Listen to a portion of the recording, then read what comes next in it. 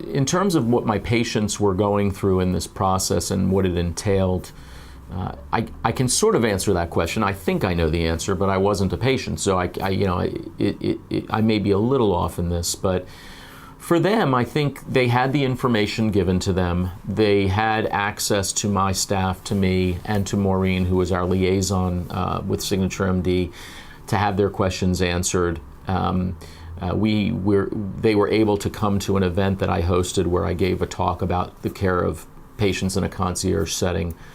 And they were able to either opt in or opt out. So they have a variety of plans that they could follow to pay for their concierge fees, whether it be an annual, semi-annual, quarterly. For some of my patients who maybe are a little bit less well-to-do, it provided them an entry point to be able to transition and matriculate into the concierge practice.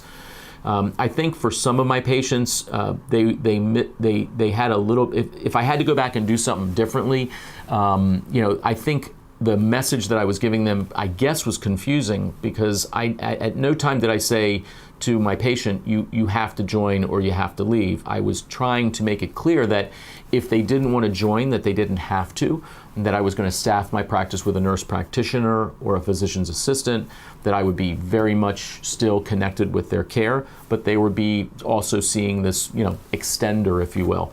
And I think some of them just didn't get the message correctly or felt like I was not offering them an option. Some of them did not want to see a nurse practitioner. I mean, that's the way it goes. But I think for the most part, they understood and didn't find it to be a difficult process to either opt in or choose not to opt in.